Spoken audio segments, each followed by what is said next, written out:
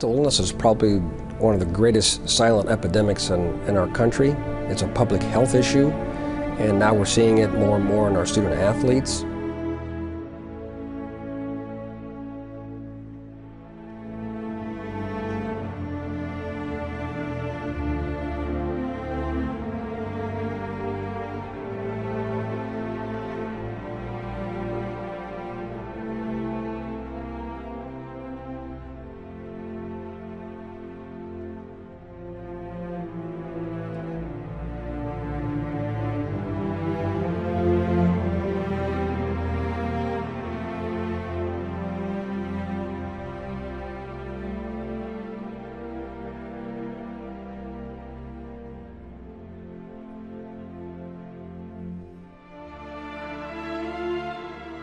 I would rather do 1,000 or 1,000,000 summer conditionings than feel that pain or have anyone else feel the weight of depression.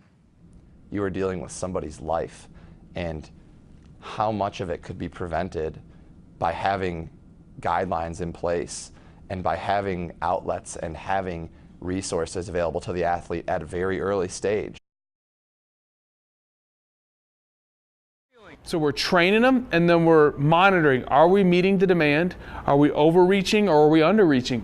Is there a window of time where we walk in one day and these guys look great because we monitor them and we're just gonna nail them?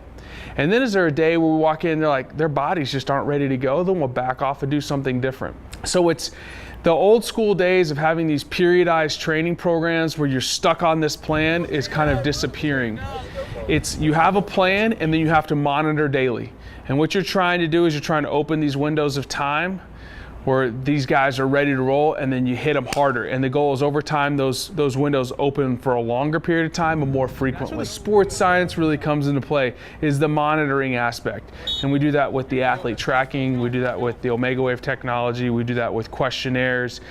We get information back from massage therapists on how the guys are responding, their state of muscle tone, stiffness, soreness, and then just listening to our players.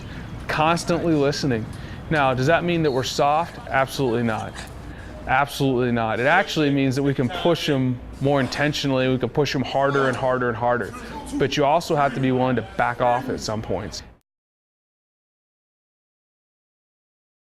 How important was it for you to have the support of those people in the athletic circle, helping guide you to get better? It meant everything.